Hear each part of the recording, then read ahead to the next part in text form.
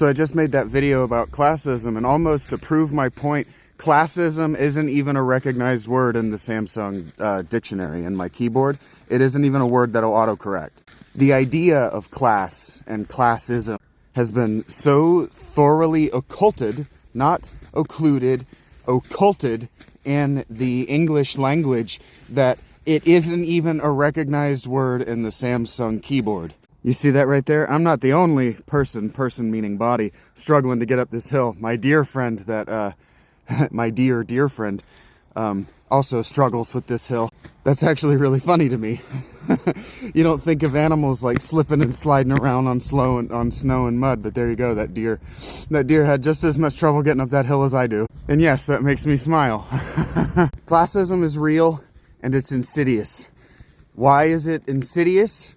Because it's a bias.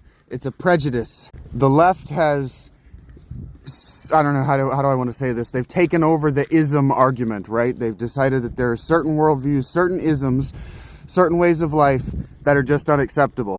But classism cannot be one of them. Therefore, racism has to be the one that they land on, that they really hit hard. Because, frankly, racism is just a subcategory of classism. If you really think about the words, class, your class, right? Class is another word for category.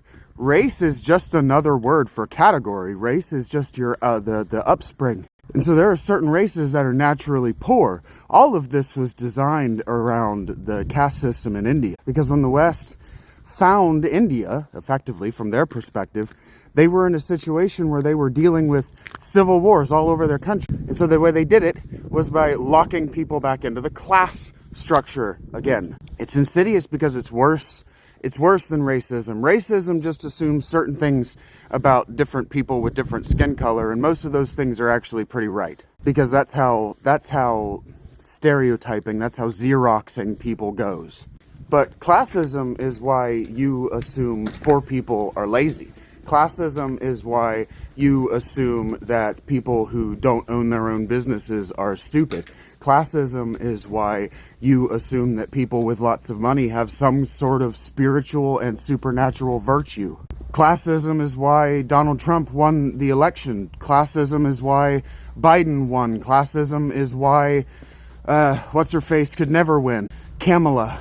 Classism is the left's entire platform for maintaining order.